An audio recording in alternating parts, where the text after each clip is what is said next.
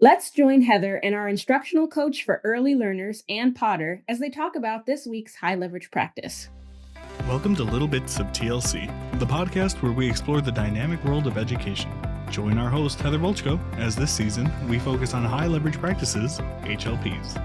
Each episode will examine a different HLP, essential strategies designed to enhance teaching and improve outcomes across various educational settings. These practices focus on collaboration, assessment, social, emotional, behavioral support, and instruction, benefiting all K-12 students. I hope you're ready to be both challenged and inspired, because this season is all about mastering the HLPs. This is Little Bits of TLC. Looking for something that actually fits your life? TLC University is here for that. Each week, we spotlight something different. A webinar with real-world insights, a hangout-style interview, and a hands-on workshop or a Q&A where we answer your questions. It's flexible, it's self-paced, and most come with CEUs. So whether you're looking to grow, reflect, or just listen in, there's something here for you. And it's all in one place. university.thresholdlearning.org. That's where you'll find show notes, professional blogs, a full catalog of ACE-accredited courses, and downloadable resources. It all just keeps growing. So whether you're walking the dog, commuting, or taking a breather between the daily grind, TLC University meets you where you are. Head to university.thresholdlearning.org and check out what's new this week. See you then. Scaffolded supports provide temporary assistance to students so they can successfully complete tasks that they cannot yet do independently and with a high rate of success. Teachers select powerful visual, verbal, and written supports. Carefully calibrate them to students' performance and understanding in relation to learning tasks. Use them flexibly, evaluate their effectiveness, and gradually remove them once they are no longer needed. Some supports are planned prior to lessons, and some are provided responsively during instruction. This week, we are talking about high leverage practice number 15, providing scaffolded supports. And Anne, I'm so excited to have you for this one because you have quite the deep toolbox from which to pull for a variety of these supports. So for you, in your practice, what does this look like? Well, scaffolded supports is such a broad umbrella. It encompasses everything from what I teach, how I teach, what additional tools do I need to get a student to see some success and progress in a particular concept or topic? How do I match my teaching style to the student's learning style? So there's a whole host of just a variety of things that fall into that category of scaffolded supports. And at the end of the day, if I'm talking about a scaffolded support for a particular student, it's very individually driven. Now, sometimes I'll have a group of students that have a similar challenge in terms of they're not understanding a particular concept that they're supposed to know by now. And I can say, we have been speaking to these children for days, and they're just not getting it. And I noticed that these students love to doodle and draw. Here's my first clue that these students are probably not auditory learners. So one of my scaffolds then is I can grab that group of students and try to present the material in a more visual way. So I'm providing a scaffold in terms of the way the material is being presented so that they can then process it, digest it, retain it, and apply it. So one of my scaffolds is, how do I present the material? Now, if that's a fail, where they're still not making progress, then it's okay, that's apparently not the area that I need to give them the extra support. At the end of the day, a scaffold in learning is not tremendously different than a scaffolding construction. When I go around a building that's being retrofitted and there's scaffolding around it, that's to hold what exists in place while changes and adjustments and enhancements are being made. When I'm in education, a scaffold is very similar. I'm constructing supports around an existing structure, an existing learner, to try to provide the support that's needed while enhancements, extensions, and improvements are happening. So what exactly does that scaffold look like? Depends on what the particular enhancement and growth I'm hoping to see happen. Now, because challenges come in so many different formats and flavors, There is no such thing as one scaffold fits all. So what I wind up having to do then is assess a combination of what's the skill deficiency, and there's a whole host of measurement tools I can use to determine that particular metric. And then why does that gap exist? I mean, sometimes I've discovered the child has a challenge in terms of following the lesson because nobody ever took them to the eye doctor and we didn't realize that they can't see the board. And I move them forward to the front of the room and magic happens. All of a sudden, they're learning more productively, they're remembering more things. Or I have a child that's easily distracted. So sitting them in the middle of the room is ineffective because there's too many distractions. Set them up in one of the forward corners of the room where I'm reducing the distractions. I provided a degree of scaffolding, but what I'm really doing is finding some environmental, learning, teaching instruction procedure that tries to address a particular gap. So when I'm looking for scaffolding, the first task is what's the need? And then what's the scaffold that I can build and provide that support while change is happening? And there are as many different scaffolds to provide as there are students who need them. And part of that magic of teaching is, all right, I've got 5,000 to pick. Which one do I pick?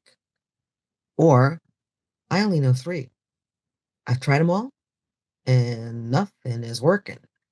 So then I have some challenges that says, all right, I'm out of ideas. What next? A lot of my teaching manuals will give me some ideas, some of them more effective than others. I admit that when I work with the primary children and they say, oh, just squirt shaving cream all over the desk, I'm going, oh no, I am not doing that one. I appreciate its efficacy.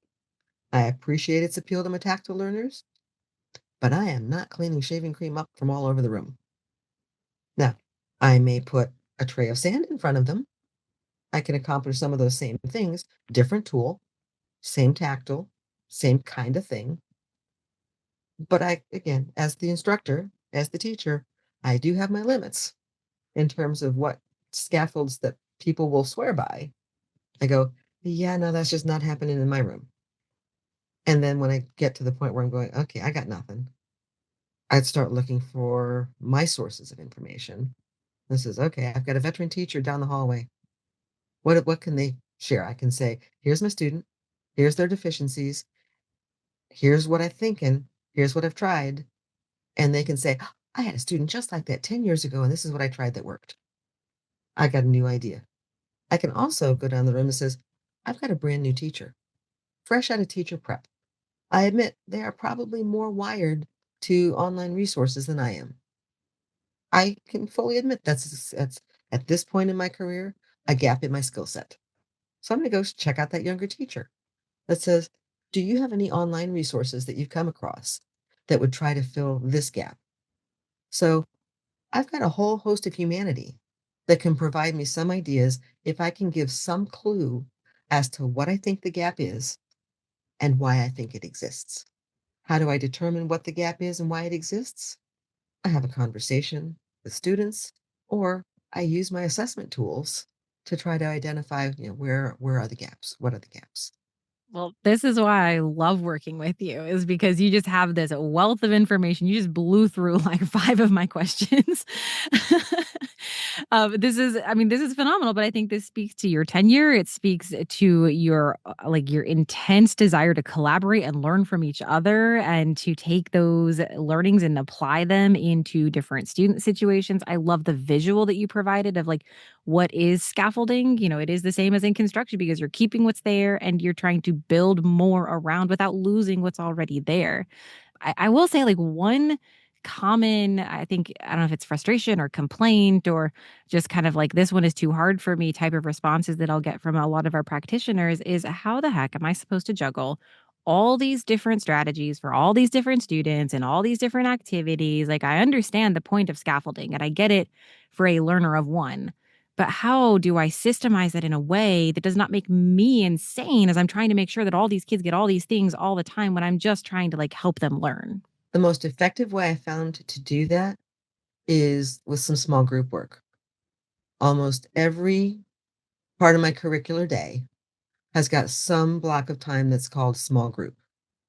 Now, I may have a cluster of children that have some profound needs, some medium scale needs, and some that have no deficiencies and some are accelerating.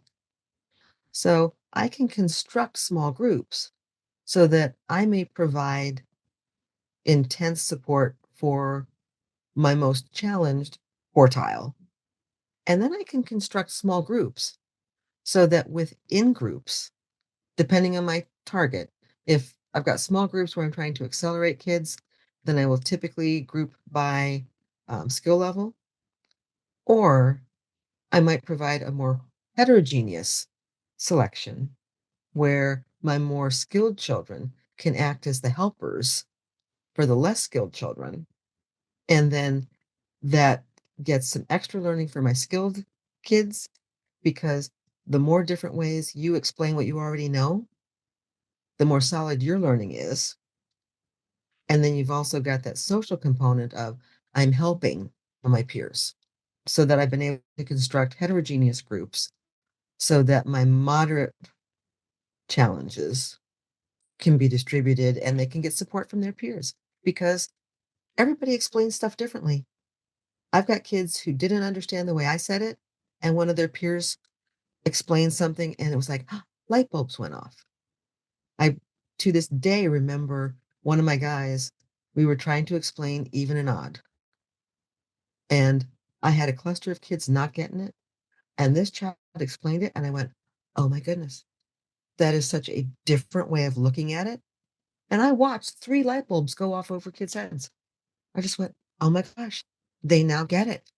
Not because of what I explained, but because of what one of their peers explained. So, scaffolding is not necessarily provided by the teacher one-on-one with a student. I can do 1-on-6 with a cluster of students. I can put peer helpers in charge to help other students. Now, I fully have to recognize not all students are responsive to their peers. But then that goes into some of the construction of how you build that scaffold and how you provide the support. So that between homogeneous and heterogeneous groupings, I implement the scaffold I want to use to support the group. And scaffolds are not just for my challenged learners. Scaffolds are also for some of my high flyers that says, all right, you have mastered my target for today. And if you sit there bored out of your mind, you are likely not going to sit there and just be quiet and stare at the daisies. So I need to provide some scaffolding to allow you to fly as well. So scaffolds apply to kids at all levels and one-on-one, 1-on-6, whole group, and even the whole group asking the kids for feedback for what do you think? So you seem to understand this. Explain to me how you did it.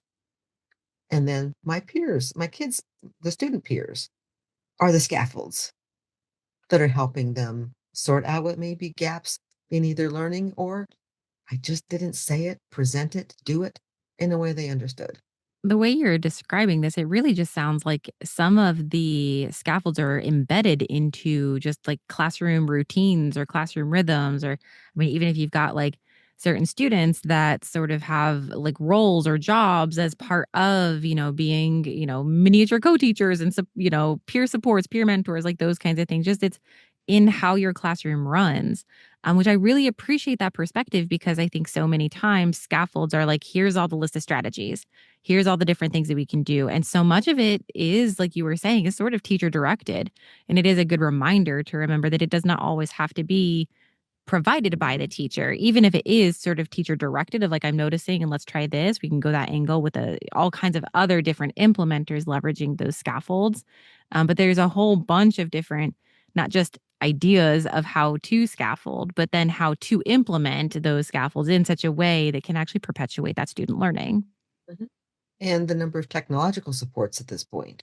are beyond anything that I am going to quantify with just how many possibilities are there. And for some of my learners that are very technology driven, I'm quite happy to allow you to use technology as a scaffold to learn a particular concept. But that means we're following the directions, and this is something that sometimes my challenging behavior students, it's a reward for them to be able to use tech. And if I use tech as a reward, one of the things I can do is do some structured guidance on, here is your 10 minutes of tech time to focus on the skill that I want you to focus on in this particular program. You stay focused on that scaffold for that period of time, then you've got 5 minutes at the end to pick from these half dozen things that you like to do just for recreation and fun. So now some of my behavior challenge kids, I've given them a scaffold in the form that they appreciate and engage with. I've bought 10 minutes of focus instructional time. They have bought 5 minutes of relaxation and brain decompression time. And that allows them what I wanted them to get, a little bit better chance to stick. Yeah, it's such a cool conversation because so much of what you're talking about is just embedding it into having a really robust instructional practice as just part of how you run your classroom. And then figuring out what scaffolds to use or not use is just kind of moving students in and out of groupings or different types of activities or things that are already sort of naturally available within how you have designed all of the instructional opportunities of your classroom. And it's just being responsive to seeing where are those students showing up, what types of supports or strategies may be effective for them. And you're just really just strategically plugging them in within all of the great work that's already going on in your classroom. And at the end of the day, different students need different scaffolds at different levels across content areas. So if I am in a multi-content classroom, typically those at the elementary level, I'm going to have really dynamic groups. And I have to have spent the time scaffolding the class to accept that there is going to be that degree of fluctuation during the day, during instruction. And depending on how you present it, sometimes kids get excited with that being their part of the day that says, you trust us enough with our learning to go do our small group task. And every small group will have a task to complete. And depending on what it is I want them to do, it always is supporting whatever our standard of the day is. But then my kids can reinforce each other. And if I've got them flowing well that day, then I am rotating from group to group to group to group, providing individual scaffolds within individual groups, hitting particular individuals, small groups to again advance them from wherever they are. But it's being exhausted at the end of every day because there is only so much brain power I have to provide in the day. And if it's constantly firing on where are they at, what's going on? Oh, those two need to be separated. Yeah, we can do that. Or, oh, those two would work really well together. Shift. Yeah, I know you're sitting with that group. Please go over here with this group now. And just always sort of in motion. You wind up getting really good results from your kids because they know that you are attentive, focused, and you care, and that you can respond on those quick turns to give them the support that they need to advance their learning.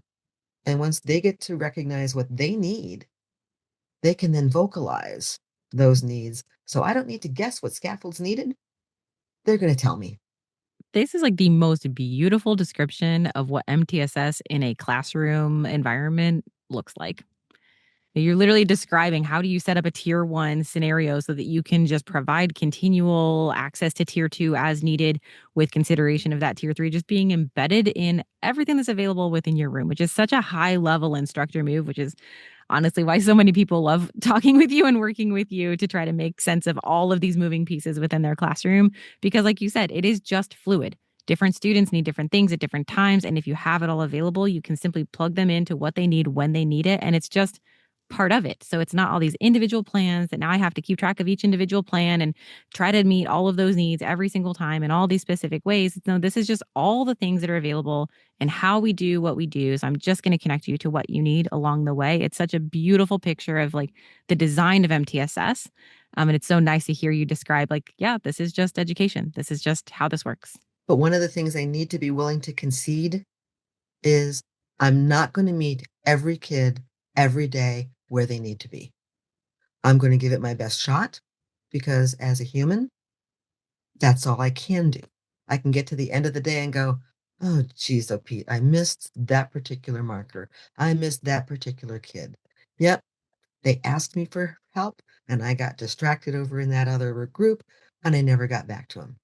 Mental note, tomorrow, when we start our group activity, I need to cycle back first thing to that child and say, I remember that you told me yesterday you needed XYZ. Let's sort that out now. That way the kid doesn't know, doesn't start to believe they're forgotten. But as a practitioner with a big group, I am not going to hit everybody every day the way it would be really nice. But practically, it is not going to happen. Well, thank you for bringing your tenure. Thank you for bringing all of the strategies and how you make sense of those strategies within the rhythms and structure of your classroom. This is invaluable expertise and wisdom that so many of our practitioners are constantly trying to figure this out. So thank you so much for painting that picture with me today. Thank you for having me. Working in a self-contained, alternative education, therapeutic, or correctional classroom? Project Onward is a 6-strand cohort-based project designed to help you build a strong, structured program for complex students who need extra specialized support. You'll get practical tools to set up clear routines, strengthen engagement, manage behavior, and plan instruction that actually fits the splintered needs of your students. By the end, you'll walk away with a complete, ready-to-use program that has been adapted to your local needs. Led by Heather Bolchko, Lathrell Eisler, Jonathan Barbario, and Manny Wasias, Project Onward blends proven strategies with vetted experience, helping you move forward with confidence. If you're creating something from the ground up or looking to update what you've got, this project gives you the structure and clarity to do it well. If you support students with low incident needs, Project Base helps you design a consistent classroom built just for them. And if you're working in general ed or resource settings with behavioral challenges, Project Thrive gives you the tools to work with, not against, the flow of your classroom. Visit university.thresholdlearning.org to meet the team and get started today. Let's move onward, together. Scaffolding supports, whether unplanned or offered in the moment, are vital in guiding students as they develop independence in their learning. These supports are gradually withdrawn as students become more proficient, allowing teachers to shift responsibility to the students themselves. This process, grounded in Vygotsky's concept of the zone of proximal development, is about giving students just enough help to tackle tasks they wouldn't yet be able to complete on their own. These supports can take many forms, from dialogue and feedback to physical materials and even technology. The effectiveness of scaffolding supports relies heavily on the teacher's deep understanding of both the task at hand and the student's evolving abilities. Teachers must balance stepping in to offer direct guidance when students are struggling and stepping back when they're ready to take more control. A teacher, for example, might model a strategy for students, providing sentence stems or thinking aloud, only to step back as the students gain confidence and start to apply the skills independently. This dynamic approach ensures that students are consistently challenged within their capabilities while being supported just enough to keep moving forward. An effective special educator is always focused on both the short and long-term goals of their students, HLP 11, ensuring that the individualized programs they design help students succeed. This involves not only making necessary adaptations, HLP 13, but also leveraging scaffolds to support students with disabilities in completing tasks they cannot yet perform on their own or with a high rate of success. Scaffolding can be planned in advance or introduced organically as challenges arise during learning. For scaffolding to truly benefit students, explicit instruction is key, HLP 16. Students must be taught how to effectively use the scaffolds, and feedback, HLP 8 and 22, should be regularly provided to help them understand how well they're applying these supports. As students develop competence and demonstrate success with new skills, scaffolds should be gradually faded over time. This careful removal of support ensures students gain independence while continuing to master their learning. Teachers who effectively provide scaffolded supports are deeply attuned to the needs of their students, working across a broad range of areas like academics, behavior, language, and social skills. They rely on a dynamic assessment to gauge students' thought processes, language abilities, and performance, tailoring the level and type of support based on this assessment. A strong understanding of curriculum standards and prerequisites allows them to structure tasks in a way that moves students from simpler concepts to more challenging material, always keeping essential knowledge and skills at the forefront. A key element in this process is maintaining a balance between support and independence. Teachers monitor student motivation, engagement, and understanding, making sure students grasp the process of a task or concept and adjust support as needed. They're careful to provide just enough scaffolding to help students achieve what they couldn't do alone. And as students grow more confident and capable, teachers gradually release responsibility back to them, fostering independence. This isn't something that happens by accident. Teachers plan their scaffolded supports thoughtfully, whether it's using technology, checklists, or graphic organizers. But they're also flexible, adjusting in real time based on students' immediate needs. Creating a safe and respectful environment is crucial where students feel comfortable enough to share their thoughts. Teachers are always ready to add or remove supports as needed, practice how they'll guide students, and adjust their prompts on the fly. Above all, they remain positive, patient, and caring throughout the process, ensuring students feel supported in their learning journey. For school leaders, supporting teachers in providing effective scaffolding is all about ensuring that educators have a deep understanding of the range of scaffolds available and how to apply them across different settings and purposes. It's not just about having access to tools, but knowing when and how to use them effectively. School leaders play a key role in helping teachers recognize the right moments when scaffolds should be introduced or gradually faded based on students' performance data. By guiding teachers to interpret these signs in student data, leaders help ensure that supports are appropriately aligned with students' needs as they progress. Equally important is offering feedback to educators. Leaders should be observing how teachers are selecting and teaching scaffolds, providing constructive insights to refine their approach. Whether it's affirming effective practices or suggesting adjustments, this feedback helps ensure that the scaffolds are not just used, but used in ways that truly enhance student learning. Through this ongoing support and feedback, school leaders help foster an environment where both educators and students can thrive. Scaffolded supports are essential to improving student performance, even though it can be challenging to pinpoint their exact contribution. What makes scaffolding so impactful is how it's grounded in educational theory, emphasizing interaction, continuous assessment, and the gradual release of responsibility as students grow more independent. The versatility of scaffolded supports is a key factor in their effectiveness as they can be delivered in multiple forms, whether carefully pre-planned or provided spontaneously as learning challenges arise. What makes this approach particularly powerful is the intentionality behind both providing and removing support. Teachers who master the art of scaffolding know when to step in and when to step back, constantly adapting based on student progress. The ultimate goal is to cultivate independence, and the ability to fade these supports when they're no longer needed is what makes this such a vital teaching practice. By knowing how to manage scaffolds effectively, teachers not only help students succeed in the short term, but also set them up for greater long-term autonomy. We hope you enjoyed this week's episode. Join us next week when Heather sits down with our instructional leadership coach, Dr. Aaron Van Acker, to talk about our next high-leverage practice. Hey, before you jump back into your busy life, consider dropping a like and follow @Threshold Learning TLC on LinkedIn, Facebook, and Instagram. And if you like our show, share the podcast with your colleagues. A personal recommendation is by far the best way to promote the podcast. Let them know that they can listen on Apple Podcasts, Spotify, or anywhere else that they catch their podcast. Just be sure to leave a rating and review on your favorite platform. You can email us at info@thresholdlearning.org. We always enjoy connecting with fellow educators and champions for educational justice. You can find everything you're looking for at thresholdlearning.org. See you there. Attention educators pursuing behavior analysis certification and universities preparing them for success. Supervision with TLC offers 100% remote fieldwork supervision designed specifically for school-based professionals. Educators can earn their hours right in their schools without leaving their classroom, all while being supported by experienced BCBAs who understand the realities of education.